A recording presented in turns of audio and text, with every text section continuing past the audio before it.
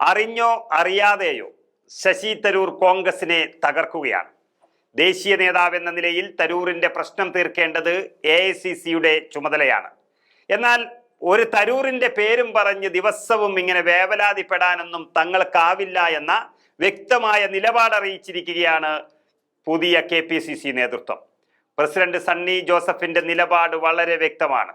ശശി തരൂരിനെ പാർട്ടി ലൈനിൽ ചേർത്തു നിർത്താൻ ദേശീയ നേതൃത്വത്തിന്റെ കർശന ഇടപെടൽ വേണമെന്ന നിലപാടാണ് KPCC നേതൃത്വം അറിയിച്ചിരിക്കുന്നത്.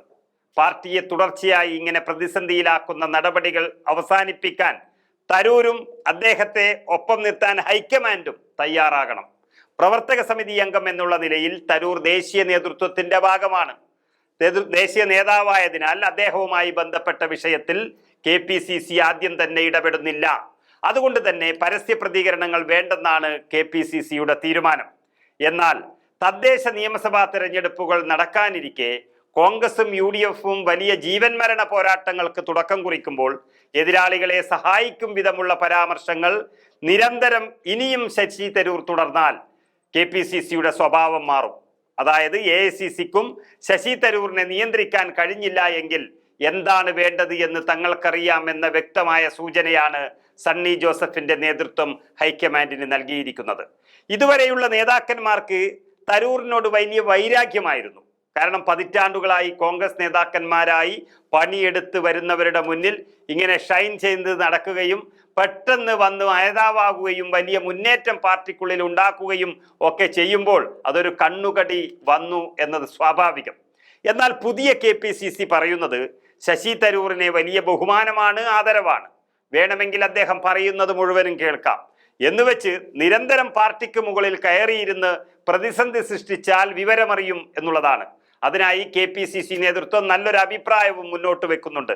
അതായത് ശശി തരൂർ ദേശീയ നേതാവാണ്, അദ്ദേഹത്തെ തങ്ങളുടെ പരിധിയിൽ നിർത്താൻ ഇപ്പോൾ കഴിയില്ല. പക്ഷേ അതിനുള്ള വഴി ഞങ്ങൾ ഒരുക്കുകയാണ്. കേരളത്തിൽ വരാനിരിക്കുന്ന തെരഞ്ഞെടുപ്പുകളെ നേരിടാനുള്ള നേതാക്കന്മാരുടെ ഒരു ടീമിൽ ശശി തരൂറും നിർബന്ധമായും വേണം. അതിനെ നിയന്ത്രിക്കുന്നത് KPCC ആയിരിക്കും.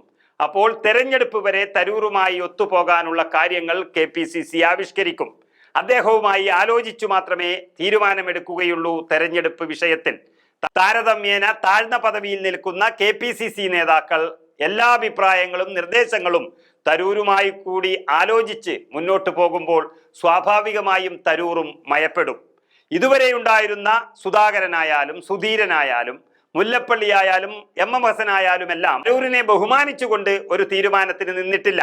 എന്നാൽ പുതിയ സണ്ണി ജോസഫും സംഘവും അതിനും കൂടി തയ്യാറാകുന്നതോടെ തരൂരിനെ കേരളത്തിൽ വെച്ച് തന്നെ മയക്കാൻ ആകുമെന്നാണ് KPCCയുടെ നിലപാട്. നിയമസഭാ തെരഞ്ഞെടുപ്പിൽ തരൂരിനെ കോൺഗ്രസിന്റെ മുഖമായി ഉയർത്തിക്കാട്ടണമെന്ന നിലയിൽ മുൻപ് പാർട്ടിയിൽ ചില അഭിപ്രായങ്ങളൊക്കെ നടത്തിയിട്ടുണ്ടെങ്കിലും പുതിയ KPCCയുടെ മുന്നിൽ അങ്ങനെയൊരു ചർച്ചയില്ല.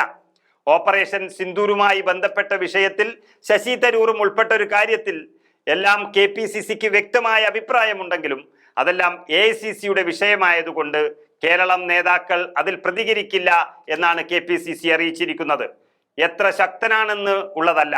ഏതായാലും ശശി തരൂർ പാർട്ടി വിട്ടുപോയാൽ അതിൻ്റെ ക്ഷീണം പൂർണ്ണമായും കേരളത്തിലെ കോൺഗ്രസിന് എന്നുള്ളത് കൊണ്ട് വളരെ പക്വതയോടും സമചിത്തതയോടും കാര്യം കൈകാര്യം ചെയ്യാനും തരൂരിനെ സ്നേഹിച്ചും ബഹുമാനിച്ചും മുന്നോട്ട് പോകാനും അതുപോലെ തന്നെ അതിരു കടന്നാൽ വടിയെടുക്കാനും തന്നെയാണ് സണ്ണി ജോസഫിന്റെ KPCCയുടെ തീരുമാനം.